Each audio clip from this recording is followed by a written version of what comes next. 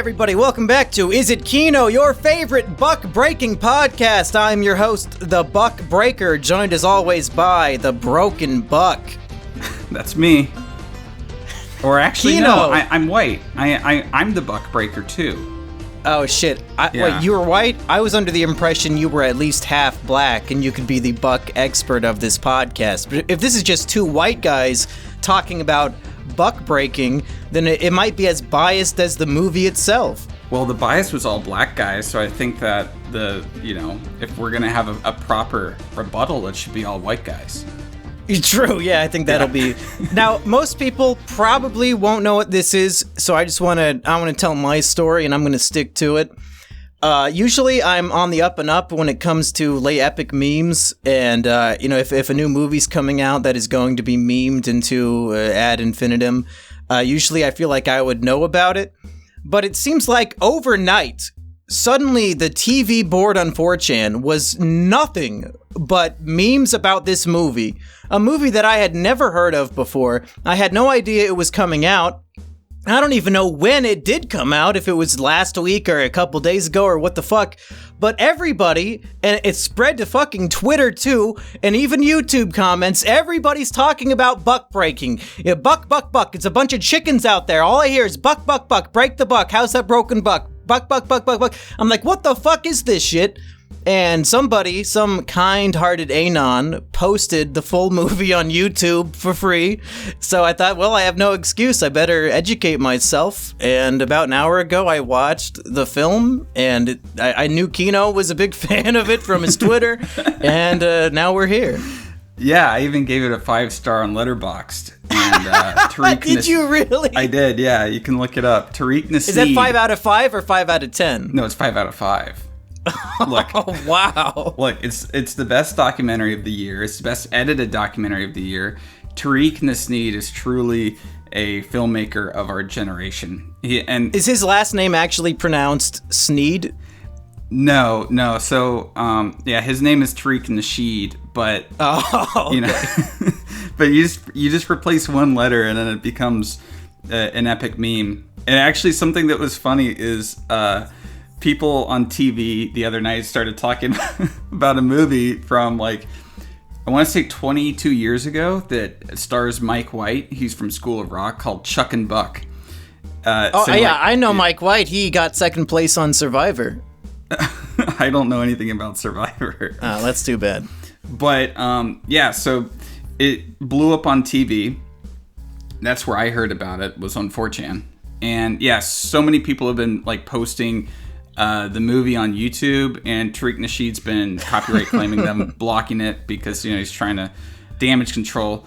I think though. Well, I will include a link to the YouTube upload in the description if it is still up by the time this podcast goes up. Yeah, because I think people will probably want to watch it themselves after they hear us talk about it, because it really has to be seen to be believed. I had no clue what it would be going into it, and my expectations were blown out of the water. And even at this point, I still can't believe this is a real film that exists. Well, so I want to ask you a question. The only way to legally, I guess, watch this movie is buying a DVD or Blu-ray of it, and he sells them for $30 a piece on Amazon. Oh my god. Yeah. I mean, there's a reason why this is happening. I don't know why he didn't just put it on Amazon Prime. Honestly, if he put it on an Amazon Prime and then said that, you got to pay $2 to rent it or something like that, he wouldn't be running into this problem. But instead, it's the only way you can get it is by buying a DVD, an overpriced DVD. Okay. Yeah, it's kind of like the... who is that guy who's the new Tommy Wiseau, who's making all those shitty movies? Neil Breen? Yeah, Neil Breen, you can only watch his movies legally if you, buy a CD jewel case of it. I think now he finally put them up on Amazon, but for a long time, he was facing the same issue of everybody is torrenting my movie because I'm too much of a dipshit to properly distribute it. So if Tariq Nasheed really wants to cash in on the new meme status of his film, he really should make a digital version available, and certainly not for $30 fucking dollars. Yeah, not for $30. I'm not gonna pay $30 for a Hollywood blockbuster movie. No. Especially when it's the only thing you're getting with it is just the copy of the movie. I understand something like if you get a Criterion Collection version of a movie where it has like feature-length documentaries added to it, as tons of special features, you're paying $30 to $40 for those. But well, I'm sure this movie will have a Blu-ray Criterion release one day. This is just the initial release. Yeah, this is just, you know, to get it going and put it into the cultural sort of the zeitgeist. The cultural zeitgeist. And you know what's amazing too? What was really amazing about this movie is that it released during Pride Month. And what better movie to release during Pride Month than this? Okay, we've pussyfooted around for 7 minutes about let's explain what this movie is. I would, if I had to, give the elevator pitch, I would say it is a documentary, but it's also just a hit piece or some yellow journalism of just a bunch of black professors and authors and black nationalists. As many bigoted black people who are educated that they could find. And it's propaganda saying that black people naturally cannot be homosexual, and that this is something that was really brainwashed or corrupted into them by the white man, who has a long and rich history of all being homosexual.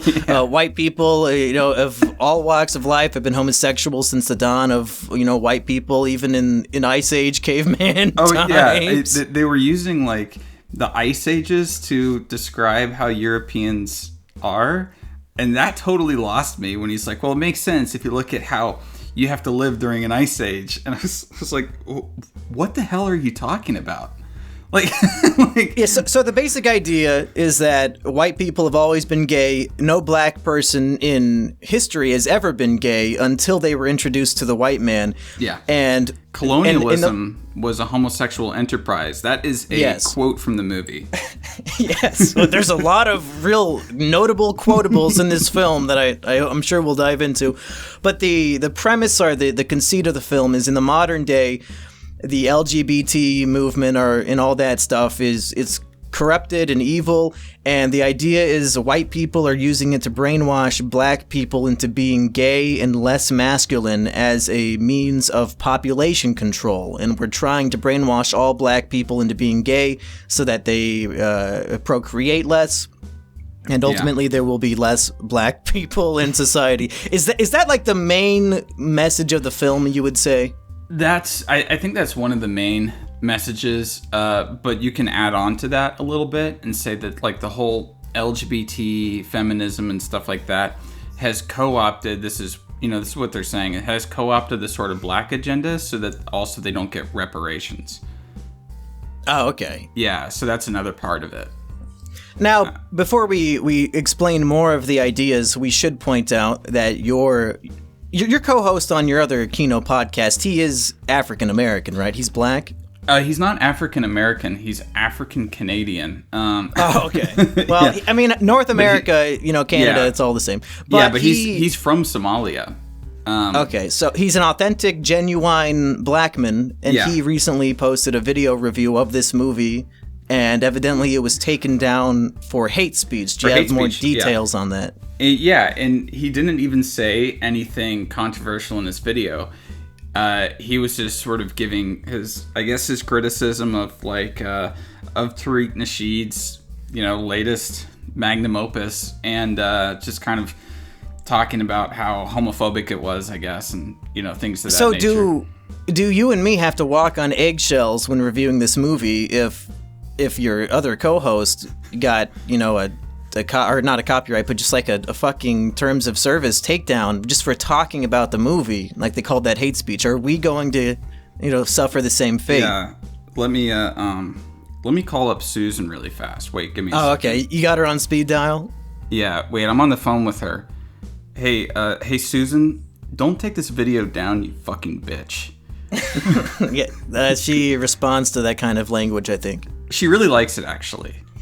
She likes being talked like that, I'm kind of topsy-turvy about all this, because just the other day, the most recent episode of Trash Rats got taken down for spreading medical misinformation, so I'm starting to think that, maybe some of these warnings should be taken seriously. Maybe... And Emp got a strike, didn't he?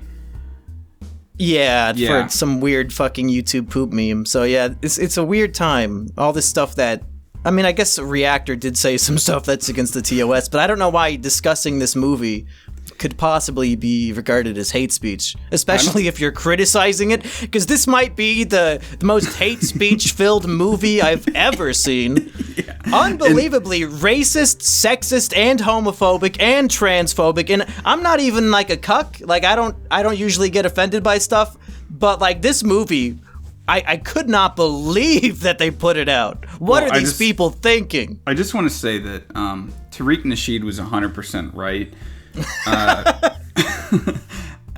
Being a European descendant myself, growing up in my household, even though my descendants didn't come to the States until my ancestors didn't come to the States until like the early 20th century or so, when all the Irish were being kicked out of Ireland for being Irish. Deserved it. Yeah, as what happened, that's what happens. And so even in my family growing up, I heard many, many stories of buck breaking. It was just like a bedtime story for me at night.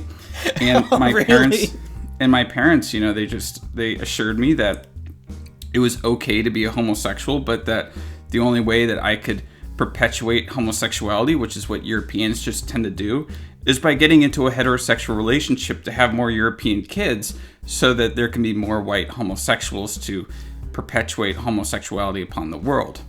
I mean, this is all, I thought that everyone knew this. Yeah, this documentary was all new information to me. I guess my Irish family did not have the same heritage as yours, and I really feel like I missed out on all this important cultural information that I could have gotten as a child. It's very important, and I'm surprised, I'm shocked. Your parents must have just really sheltered you. Well, my parents encouraged me to be gay, so that explains how I am the way I am today. Well, see, they just were working in a different sort of way. But they were doing it was to the same ends, because they were hoping that, they could raise they could raise Mumkey to grow up and be a good old buck breaker like the rest of them. Yeah, they definitely did not expect me to procreate with a woman, but this movie, there's a lot of directions we could go in for the discussion, and I don't know how long we could possibly go, because you can only say the same thing so many times, but where would you like to begin? Like, is there any section of the film that really jumped out to you that you really have to get off your chest? There was a section of the film that really jumped out to me that it came out of nowhere. It hit me, it blindsided me, I have to say, and that's when they just, for some reason, started talking about Jeffrey Epstein. That's the one part where I was like, wait, if they got this part right, how much of this other stuff is correct? I mean, they're saying how even a broken clock is correct, twice a day. Well, that's the whole thing about the movie, right? They get into some parts and they say some things that I'm like, well, yeah, I mean, that is true. Like how they're talking about how there's a problem with black families, and stuff like that being not together, and I'm like, well, that's true. I think that we can all agree that that's true, and that's a real problem that we should focus on. And then they go into conspiracy theory nutty shit like right after, and I'm just like, okay, do I believe both of them or neither of them now? Like, this is making me actually think that Epstein killed himself. Oh, you didn't believe that beforehand? No, I listened to Reactor way too much, but now that I have the other side of it, Tariq Nasheed, I think that's a good balance to Reactor. Yeah, I felt like I was seeing black versions of Reactor on screen with how, like, these people are saying the most nutty things, but they're so serious, and it's like this is not parody, this is not satire. These people actually live a life where they believe these things to be true. And I think the film is a great case study in using genuine or, like, authentic information to arrive to unbelievable conclusions that cannot possibly be correct. So I guess, like, people can really just, they criticize white people in the movie for cherry picking Bible verses that they gave to the slaves, which is almost certainly true. But at the same time, they are themselves cherry picking this information and presenting it in just like the worldview that they pre-established or already had. So they're doing the same crimes that they're accusing the white people of doing with the presentation of this movie. Yeah, and they're not. It's not really a film that is trying to arrive at any truth by sort of dissecting what actually happened, or figuring stuff out. He only has people in the documentary who already agree with him on everything. So it's like the same 10 people. Excuse me. It's like the same 10 people or so who are just spouting everything that he already agrees with. And I want to also bring this up, is that the editing is hyperactive. It feels like a fever dream, or you're watching somebody's manic episode happen in front of you, because of how quickly it cuts and how it goes from this person is saying this one thing about something, and then you listen for 5 seconds, and then it goes to this other person talking about something that's different but kind of correlated. And you're just what the hell? How am I supposed to keep track of all these different threads that he has going on? Well, it's kind of the same strategy of editing that I think some of these DC movies have been doing, where if you just keep at such a fast pace and moving on to the next thing real quick, you can present things that don't make any sense, and people don't even have the time to slow down and think about what they just saw, because they're already on to the next subject. And you're I guess I can't critically think about this bullshit they just said, because now we're on to some crazy shit about Jeffrey Epstein. Yeah, and there's a lot of, and they contradict themselves so much in this movie. So for one, they claim that basically every European is gay, is a homosexual. And a pedophile. And then they go on to say that the black people are the most accepting of homosexuals. And it's wait, if every European is gay, wouldn't the Europeans just by default be the most accepting? Yeah, they try to say that black people are being framed as homophobes through the church. But then, every other line of dialogue is the most homophobic shit I've ever fucking heard. The whole point of the movie is that black people can't be gay, and gay is the degeneracy of the whites. How can you say that and then also say, and white people just try to make us look homophobic, but we're definitely the least homophobic of them all? What the fuck? The point of the movie is anti-homo. What are you talking about? And then there's a whole section in there talking about how, basically railing against that one, what's it called, the Rainbow Railroad or something like that, for bringing... The Rainbow Coalition? No, the Rainbow Railroad, they talk about later on in the film, that brings the LGBT people from Africa to the United States. And obviously because in Africa there's persecution, of LGBT people, gay people, and whatever. And they have a whole section about how that's bad, because they come over and they're not... Tariq Nasheed calls himself... What does he call himself? It was a original American, or he really doesn't... I forget what the term is, but it's a black American whose family has lived in America since slavery times, and he really doesn't like African people. And so they have a whole section in there about how they can't be working with these gay people that come to the States, because they want to talk about trans rights and things like that. And he's no, we got to talk about reparations. And they're actually, all these gay people are just being used by white women to undermine or undercut, the real stuff that we're doing. Yeah, one of my favorite repeated tropes of the film is that they'll show a Black Lives Matter protester holding a Black Lives Matter sign, but the sign will be rainbow colors, and while they show this, they'll be playing horror music in the background, this is the worst thing that could possibly happen. Yeah, Black Lives Matter has been co-opted by the gays. They're literally saying how they want nothing to do with the gays. They hate the gays, and then at the same time saying why are you calling us homophobic? Stop calling us homophobic. It's we're not calling you anything.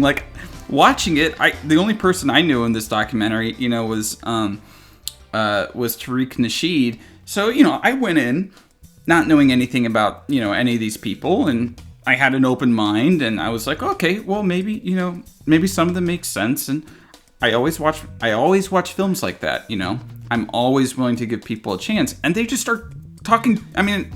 It's just insane. The whole thing is just insane. Yeah, within this genre of crazy documentaries where I don't know who it's for, really. I guess I do know who they're for. Who's that Indian guy who makes all the Trump documentaries? Dinesh D'Souza. Yeah, his movies are just like this. They're so good. Like, if you guys like buck breaking, go check out his Trump movies. They're so funny. Or Obama 2016. That one was good too. Which was about how Obama was going to turn the world into authoritarian hellhole. It was good. Well, he's not wrong. Yeah, thanks, Obama. Can I just say, this is the funniest movie I've seen all year, and I mean, I don't know if I'm going to get, a lot of people on Twitter will probably be upset about this take, but I laughed more watching this movie than the entirety of Bo Burnham's new Netflix special.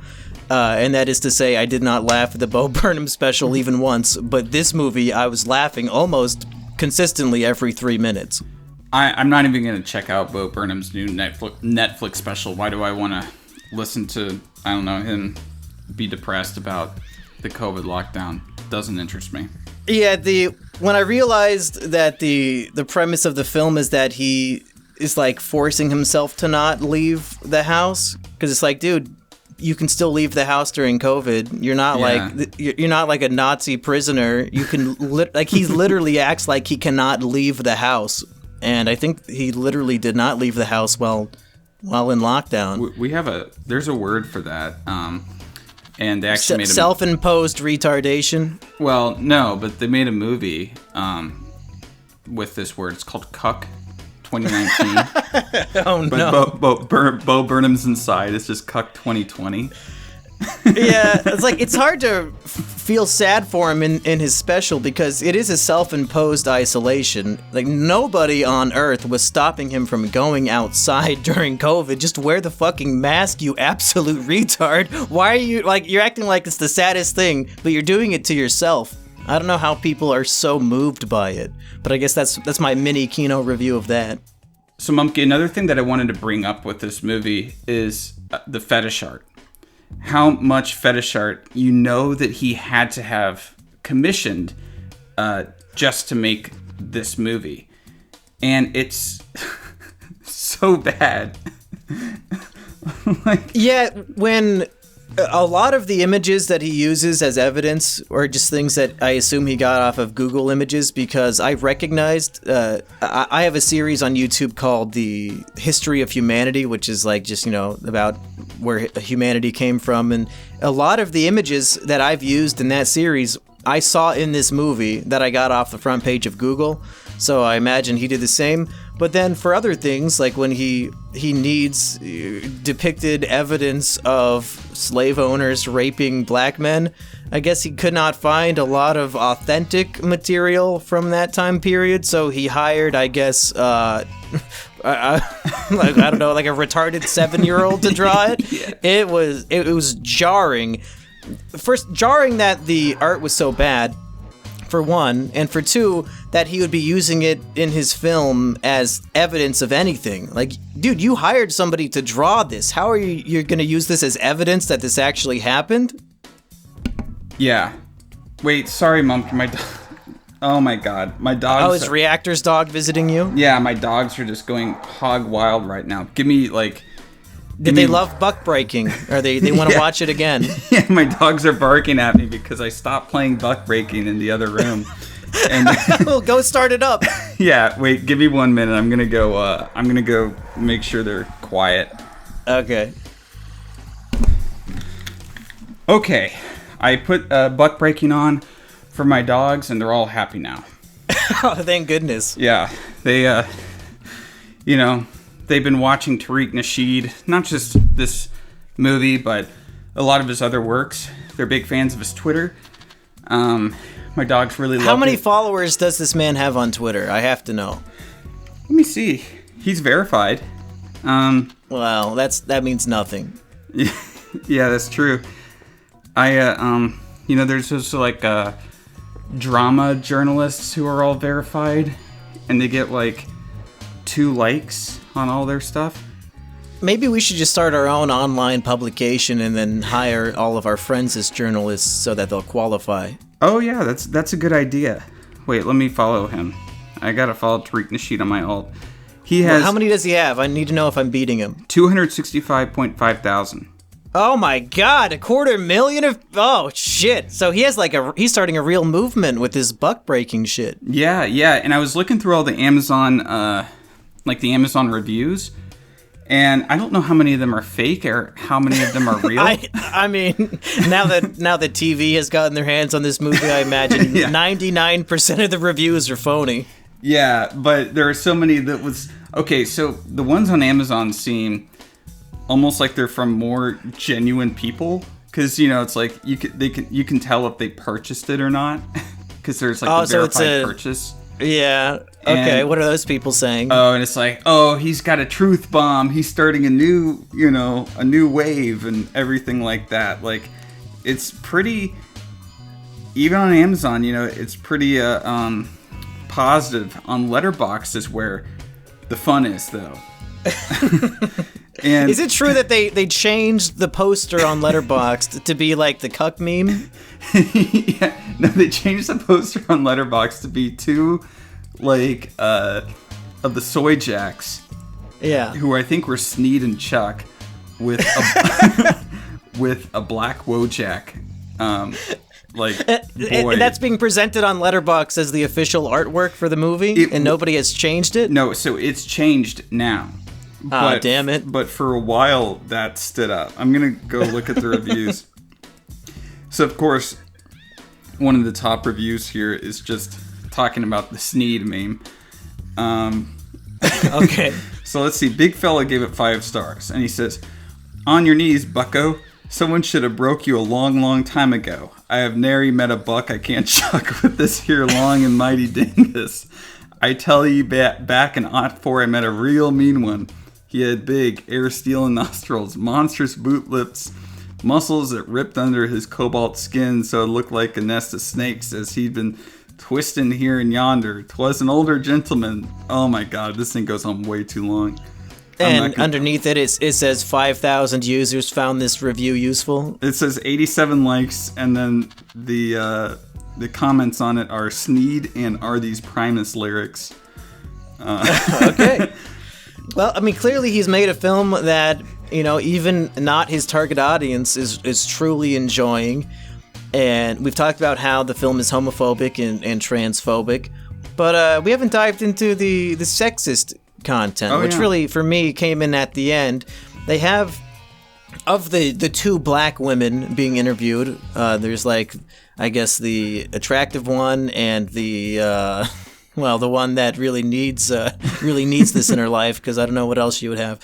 But the attractive black girl is going on about how the stereotype of the strong, independent black woman is very dangerous because it's encouraging black women, to try to be independent. And she straight up says that is not possible.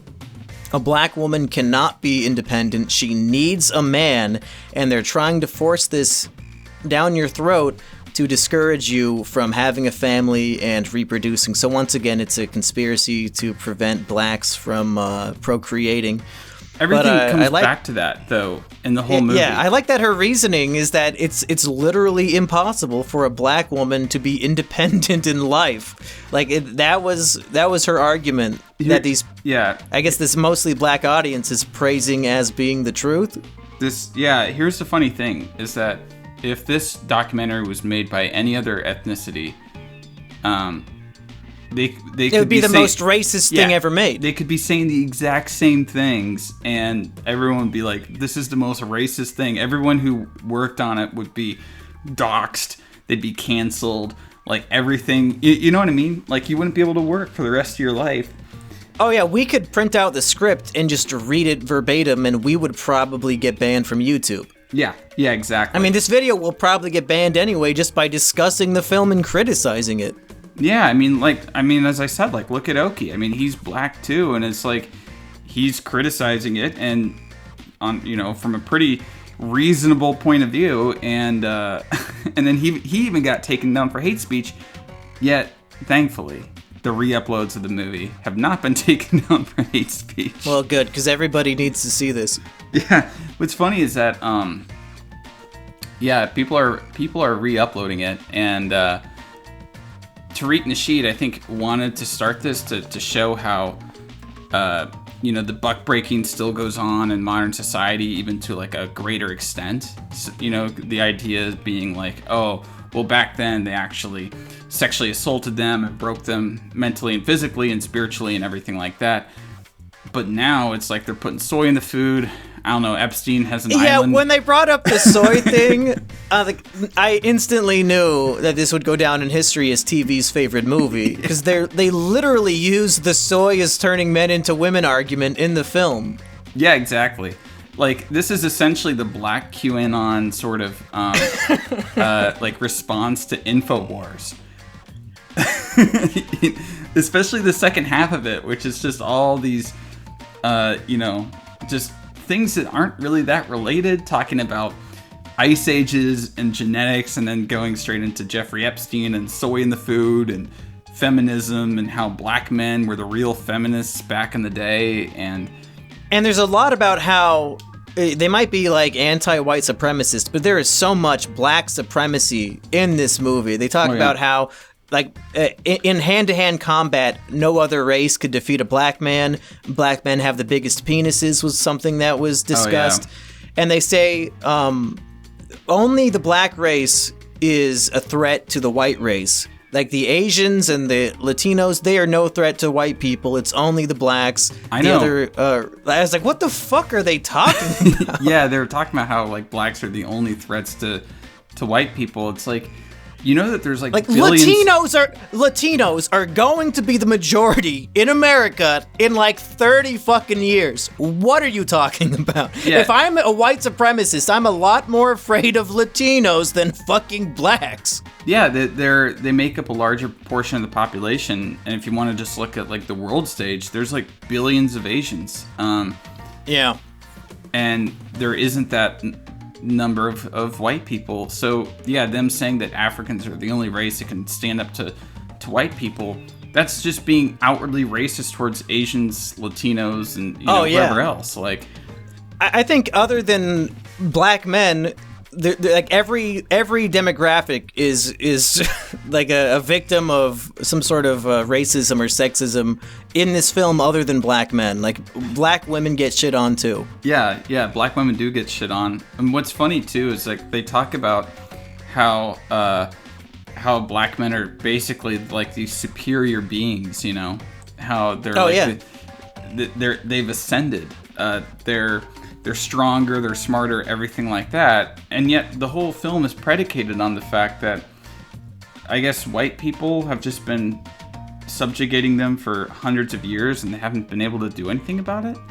Like, oh, they've been breaking bucks. It's like, but if you're like the superior, all-time superior being on Earth, shouldn't you have been able to, I don't know, like, do something about this? Of course, buck breaking. Well, that's kind of the message at the end of the movie, is that like now it's their time to shine, and white people better look out. It's literally a call for violence at the end. Yes, yes, it is. It's like, look at all the horrible shit that they've done to our people. We are superior. We need to prove it. And then the movie ends, and I'm like, oh my fucking god. Yeah, it's like, oh my god. So you just watched the movie. Now go burn down a Wendy's.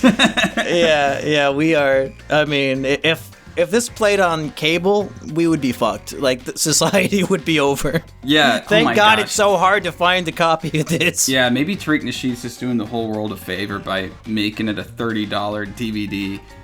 His target audience is not going to pay for that. Even not his target audience is going to pay. Like, I don't know anyone who's going to pay for that. I think the one person on 4chan who did it so they could like re-upload it to YouTube. Yeah, and like, God bless that man. And let's be honest, the actual filmmaking behind this is ass. Like, it's so bad. Well, it's just the I can't even. It's just people sitting there being interviewed with stock footage put over them. Yeah. Or like stock images from Google. That's it. There's nothing going on here. There's nothing there. And they're all sitting, like, it's where they're sitting, like, there's at least a few guys that are sitting on, like, the same couch, and it's like a beige couch with a beige background. They're wearing suits for some reason. It doesn't fit the whole setting that they're in. And then it has this fetish art in Google Images is kind of going over them, all using the same, it felt like it was the same preset of like a a quick zoom and like tilt up, or like I don't know, like this weird sort of schizo way of showing all the different images where it's like quick zoom in and then it would like scroll up and then it would go to the side and the next one would come in, and while the people are talking over it, it felt like the production value of a YouTube commentary video. Yeah, I think Turkey Tom was actually hired to make this movie. Yeah, that's why you could see all the vignettes, like that vignetting on all the stock footage.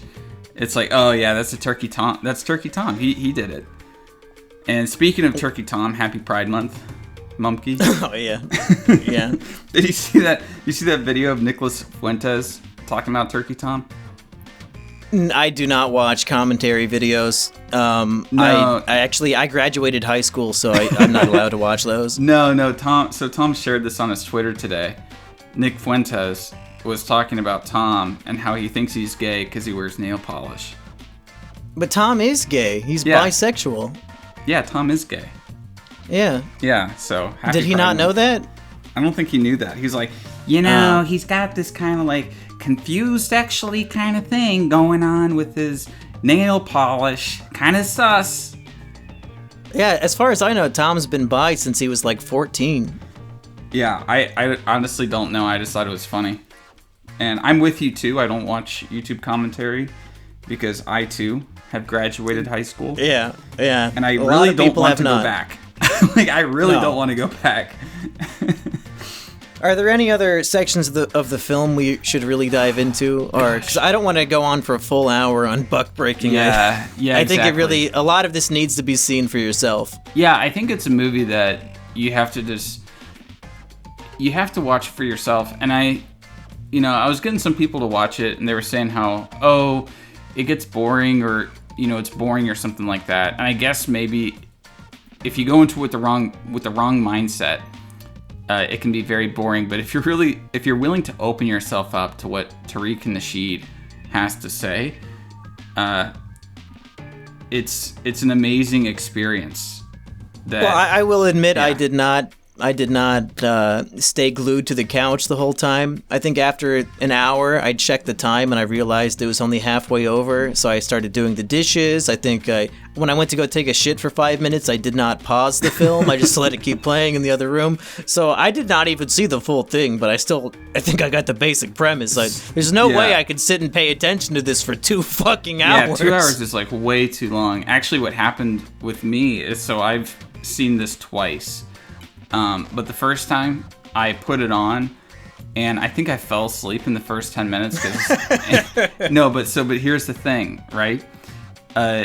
I was asleep, but it wasn't like a deep sleep. So it was in your dreams? In my dream, I was still hearing everything. That's a nightmare. And so I was watching it in my dreams, and then I had to rewatch the film, and it was like, holy shit, all of this made its way into my dreams.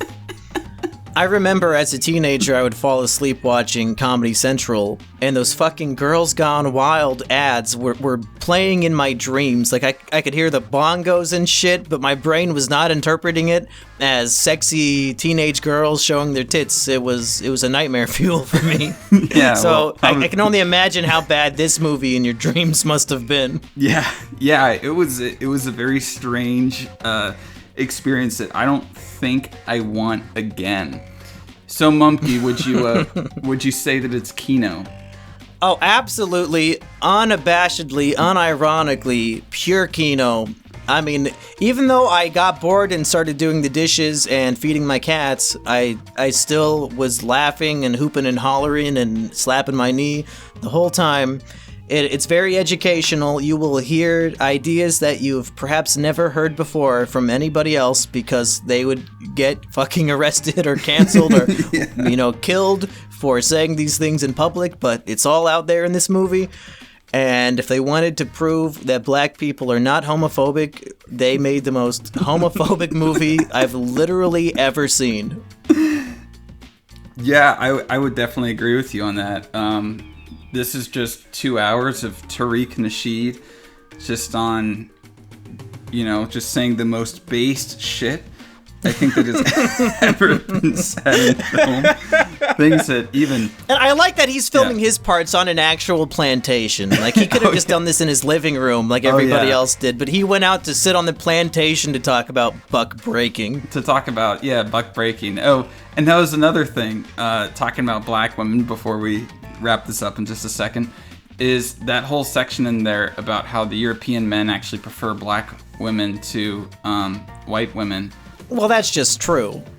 Yeah, I guess so. I guess that's very true. Yeah. I mean, white women are not doing themselves any favors these days. That's very true. I've taken the black pill. Yeah, you know, I've seen enough Gabby Hanna tweets to not like white women anymore.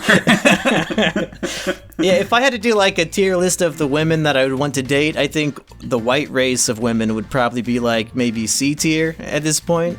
Yeah, and with TikTok they've not and done Twitter, themselves any favors. With TikTok and Twitter, they're just spiraling further and further downwards. Don't you think that would make Tariq Nasheed just super mad if he knew that we were attracted to black women, though? Because like this is a very anti-mixed race relationship movie. It is a very anti-mixed race thing. Yeah, so he's not going to be happy if we go get some, black women. I don't know. Maybe he'll say that whatever the female version of buck breaking is, that's what he'll say that we're doing. I can't even think. What, cunt breaking? I can't even think of an equivalent. Someone on my server the other day said it, but I completely forget. Doe something? Like, buck and doe or whatever. Oh, okay. It wasn't doe breaking. I don't know. But I don't know. Like, it's just a very strange movie, and Tariq Nasheed is like the black Alex Jones, but somehow even more insane. Yeah, I would say it should be required viewing for anybody who, like, especially people who do not agree with the message. Like, you need to see, you need to understand that there are at least 250,000 people who believe in everything that is in this movie, and that this will be like their new Bible. Like, even if you think it's all complete bullshit, you need to understand that there are people who believe every single word of this, and they're the people that you have to share society with. We truly do live in a society. Well, maybe not for long if this movie, if it does get a Criterion release, society will crumble. Well, Mumkey, thanks for having me on, but unfortunately I have to go now. I got $12 in the closet I gotta go break. Oh, shit. Well, good luck with that. That'll take you at least half an hour. It should take me a little less than that. They're I'm pretty experienced at this point. Well, Kino, you have another Kino podcast. Would you like to plug that here? Because I have listened to every episode of it. Oh, really? Yeah, we have several episodes coming out this month. I liked when you had the Encyclopedia Dramatica admin on there, and he made fun of the way you talk in your videos. Like, that was my favorite part of the whole show so far. Oh my god, I knew that people were going to pick up on that, and I was like, and I even said to myself, I was like, if I edit this out, I'm a complete pussy, so... Well, it's not like I doubt he listened back to it, like, nobody would have ever known. Nobody would have ever known, but I did think it was funny, though. It was funny. That's the part I remember most vividly. So, even when the humor is self-deprecating, I don't really cut out that much from our podcast, but we have... So it's the Kino cast I do with Oki's Weird Stories. We have 4 releasing this month. Just depending, my internet is super slow, so it takes me like forever to upload them. But the next one is with a guy named Low Res Wonder Bread, another... Oh, I know that guy. Oh, you do? He is, man... I've seen so many big-name YouTubers, like, recommend him, and he's still so underknown. Like, his Twitter has, 1,000 followers. I don't get it, because he makes such quality stuff. Why is he not blowing up? I don't know. I think because of a lot of his stuff is is on Patreon, and maybe not on YouTube. But yeah, no, Low Res is a good friend of mine. He and Hans are hilarious, and... I think I'm going to be on their podcast this week. So, yeah, he invited me onto his podcast. So, our next one that we're uploading, I think Oki might be uploading it right now, actually. So, it might be up by the time this comes up. is with Low Res and Hans, and we talk about films from the 70s, and then we did another one with Fazal, talking about Uwe Boll's movie Postal. But I have to go back and edit that a bit because we were completely wasted when we recorded that. I probably said some stuff that I don't really want getting out to the public. It's bad when Oki texted me after. He said, you should probably go through and like edit some stuff out on this one. And then another one that we just recorded. You got to release the director's cut on Patreon. yeah, maybe I'll do that. And then the other one that we just recorded that I'll be coming out probably a week from now is with Ren's Reviews. And I don't know if you've seen any of his videos, Mumkey. It does not sound familiar, but if you named one, I would remember it. He made a video that went viral, I guess, like a year or so ago about, he made a couple called like Dead Rising 4 was made in a year, another one about Raid Shadow Legends. But he's really good. He used to edit for The Act Man.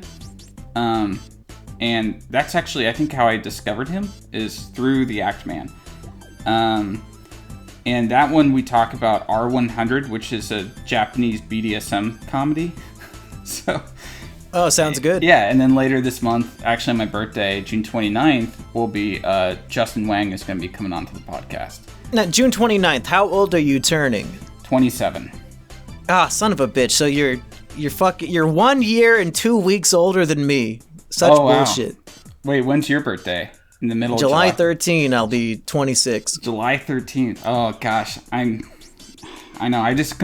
I always feel old on YouTube. So many of these people are like 21 or 22 or younger. Yeah, and they're all doing better than us too. Yeah, I mean that's the thing, right? It's like, man, Turkey Tom is 18 and he's doing this, but whatever. To be fair, literally anybody could get popular making commentary videos. Like, once Turkey Tom starts making some original content that is like not just talking about other famous people, then I'll be impressed. Yeah, and I'm even gonna start pivoting my content away from talking about like specific movies and movie reviews or whatever.